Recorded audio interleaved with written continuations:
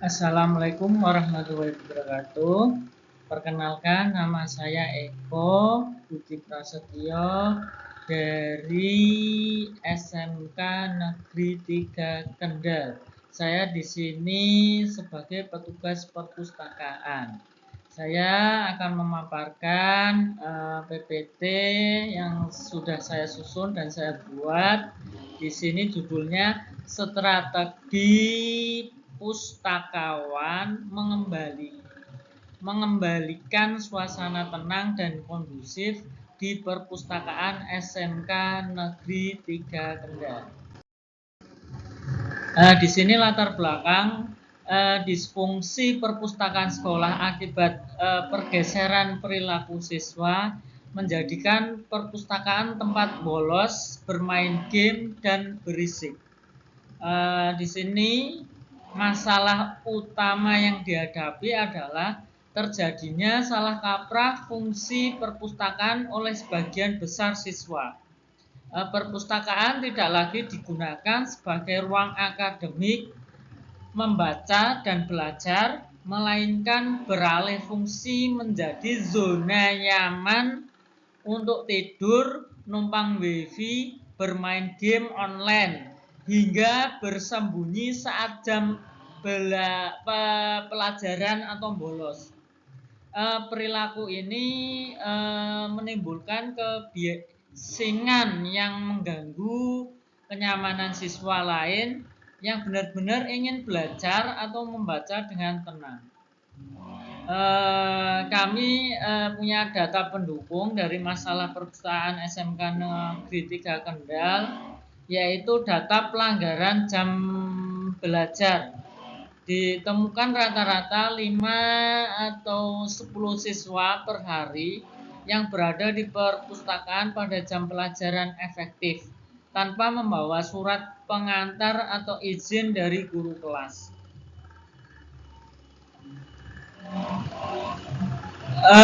Tingkat kebisingan, seringnya pustakawan memberikan teguran verbal rata-rata lebih dari 2 sampai 3 kali teguran per jam karena suara bising siswa yang mengobrol atau bermain game. Untuk observasi perilaku pengunjung, dari rata-rata jumlah siswa yang datang ke perpustakaan setiap harinya pada jam istirahat atau jam kosong hanya sekitar 5 sampai 10% yang benar-benar membaca atau meminjam buku.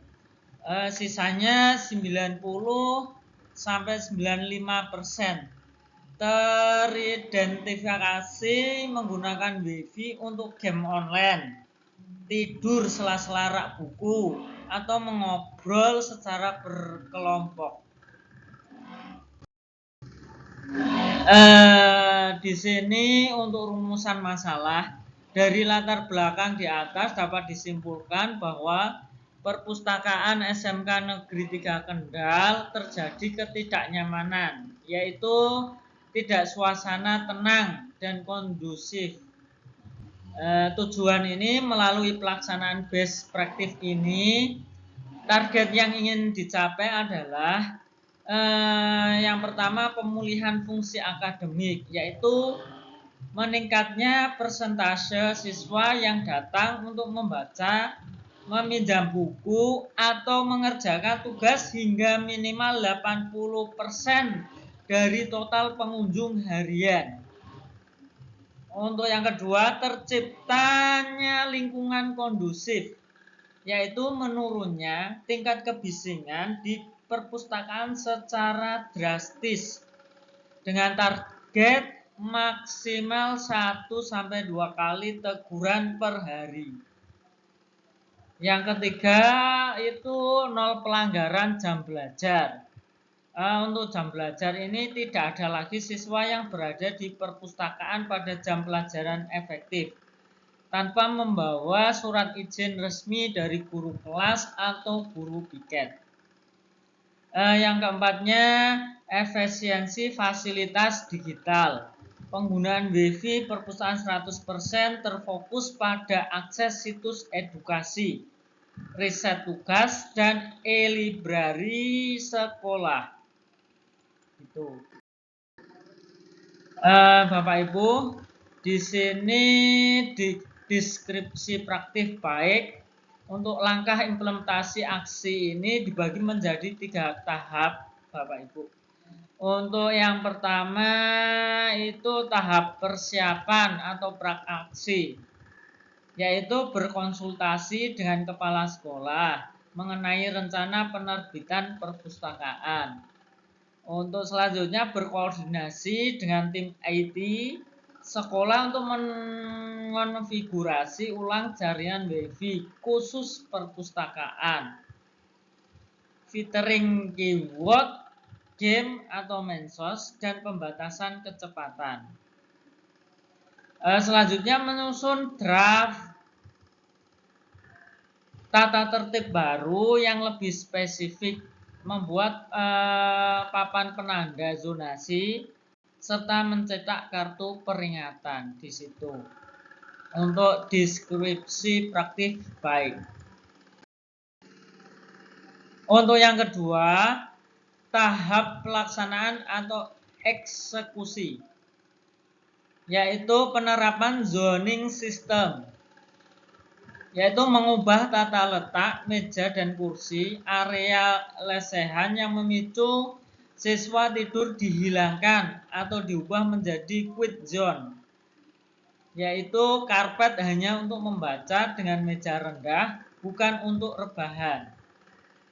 Selanjutnya penerapan sistem absen QR code atau barcode. Setiap siswa yang masuk wajib memindai QR kode pada jam pelajaran efektif. Sistem meminta siswa menunjukkan surat izin tertulis atau digital dari guru pengampu. Selanjutnya operasi penertiban berkelanjutan, yaitu pustakawan bersama duta perpustakaan melakukan patroli rutin di dalam ruangan. Jika ditemukan siswa berisik atau bermain game, langsung diberikan kartu peringatan. Untuk yang ketiga, tahap sosialisasi dan edukasi. Melakukan sosialisasi aturan baru saat upacara bendera atau melalui perwakilan ketua kelas di sini. Memasang infografis menarik di area pintu masuk perpustakaan mengenai etika berada di perpustakaan tersebut. Di sini untuk hasil dan dampaknya, setelah diterapkannya inovasi sistem zonasi perilaku terintegrasi atau perpustakaan sekolah berhasil menunjukkan perubahan yang sangat signifikan, Bapak Ibu. Di sini peningkatan kunjungan produktif misalnya. Data dari sistem absen digital menunjukkan peningkatan jumlah siswa yang datang untuk membaca dan belajar. Pengunjung yang datang hanya untuk bermain game atau tidur menurun karena adanya sistem pemblokiran WiFi dan hilangnya area lesehan santai. Untuk yang selanjutnya penurunan tingkat kebisingan. Di sini untuk tingkat kebisingan, suasana perpustakaan kini jauh lebih kondusif. Frekuensi perpustakaan menegur siswa bising menurun gratis. Selanjutnya penurunan angka pelanggaran jam belajar. Di sini angka pelanggaran jam belajar, angka siswa yang terdeteksi berada di perpustakaan tanpa izin pada jam pelajaran efektif atau bolos berhasil ditekan hingga karena adanya syarat verifikasi surat izin digital di pintu masuk tersebut. Gitu, Bapak Ibu. Dampak terhadap siswa. Dampak terhadap siswanya meningkatnya fokus belajar. Siswa yang benar-benar ingin belajar, mengerjakan tugas, dan membaca buku, kini merasa sangat nyaman dan terlindungi haknya dari gangguan suara bising.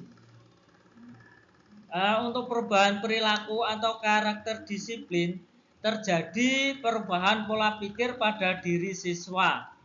Mereka kini memahami batasan etika ruang publik, tahu cara menempatkan diri sesuai zonasi, serta lebih bijak memanfaatkan wifi sekolah untuk keperluan akademik tersebut, Bapak Ibu. Dampak terhadap guru juga ada dampaknya, kemudahan dalam pengawasan. Di sini guru kelas dan guru piket merasa sangat terbantu karena ruang pelarian siswa untuk bolos sudah ditutup. Jika ada siswa yang beralasan izin ke perpustakaan, guru dapat memastikan mereka benar-benar belajar berkat sistem pelaporan digital dari pustakawan. Nah, untuk selanjutnya, Bapak Ibu, pendukung proses pembelajaran di sini juga ada guru-guru, ada dampaknya. Guru-guru kini tidak ragu lagi untuk mengarahkan siswa melakukan riset mandiri atau tugas kelompok ke perpustakaan pada jam pelajaran mereka. Karena suasananya terjamin tenang dan kondusif gitu, Bapak Ibu. Di sini juga ada dampaknya, dampak terhadap sekolah. Itu dampaknya efisiensi fasilitas sekolah. Efisiensi fasilitas sekolah ini fasilitas perbayar sekolah seperti AC dan WiFi kini tepat sasaran dan efisien karena digunakan untuk mendukung proses pendidikan, bukan untuk hiburan personal siswa. Gitu. Dampak terhadap sekolah selanjutnya, kembalinya citra positif perpustakaan. Perpustakaan sekolah berhasil mengembalikan marwah dan wibawanya sebagai jantung pendidikan di sekolah. Sekolah kini memiliki pusat literasi yang representatif dan membanggakan gitu. Dampak lagi terhadap sekolah itu penguatan iklim disiplin sekolah, Bapak Ibu. Keberhasilan penerbitan ketertiban di perpustakaan berdampak positif pada penegakan aturan disiplin sekolah secara keseluruhan. Di sini membuktikan bahwa kolaborasi berbasis teknologi mampu mengubah kebiasaan buruk siswa secara sistemis. Gitu, Bapak Ibu. Lanjut untuk kendala dan solusi. Di sini kendala protes dari siswa. Di awal penerapan banyak siswa yang protes karena wifi game diblokir dan area lesehan tidur dihilangkan. Di sini ada solusi. Solusinya edukasi dan pendekatan persuasif. Di sini pustakawan memberikan penjelasan bahwa hak belajar mereka tidak dikurangi, melainkan dialihkan. Area lesehan tidak dihapus total, tetapi diubah menjadi ruang baca karpet rendah yang mewajibkan siswa duduk tegak membaca, bukan rebahan, gitu Bapak Ibu.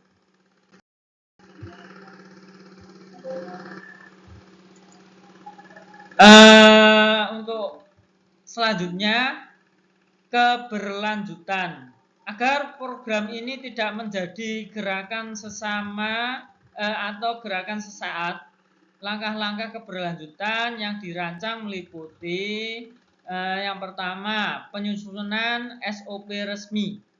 Nah, di sini SOP resmi mengarsipkan seluruh aturan zonasi, sistem kartu sanksi, dan manajemen wifi ke dalam standar operasional prosedur atau SOP resmi perpustakaan yang disahkan oleh kepala sekolah. Yang kedua, kaderisasi duta perpustakaan, Bapak Ibu, melakukan perekrutan dan pelatihan duta perpustakaan baru setiap pergantian tahun. ajaran agar fungsi pengawasan teman sebaya terus berjalan. Yang ketiga, pembaruan koleksi berkala agar siswa tidak bosan dan perpustakaan tepat menarik secara akademik. Dilakukan survei minat baca setiap semester untuk memperbarui koleksi buku fisik maupun buku digital. Itu Bapak Ibu.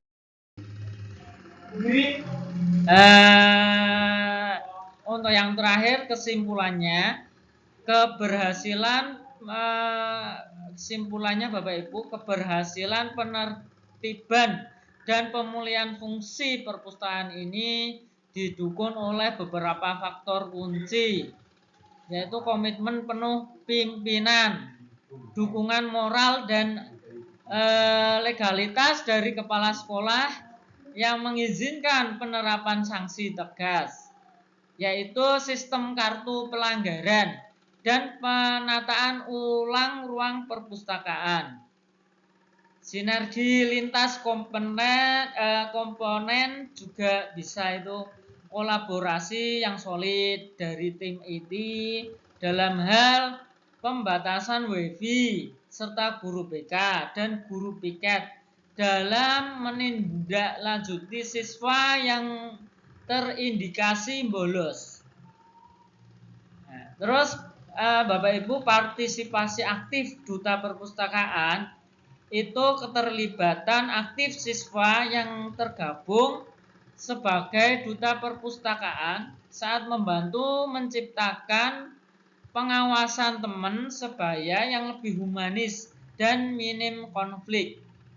Ketersediaan infrastruktur digital itu juga ada. Adanya sistem komputer Bapak itu dan jaringan sekolah yang memadai sehingga memudahkan integrasi absensi berbasis QR kode dan manajemen bandwidth. Itu untuk presentasi saya best practice-nya. Terima kasih. Wassalamualaikum warahmatullahi wabarakatuh.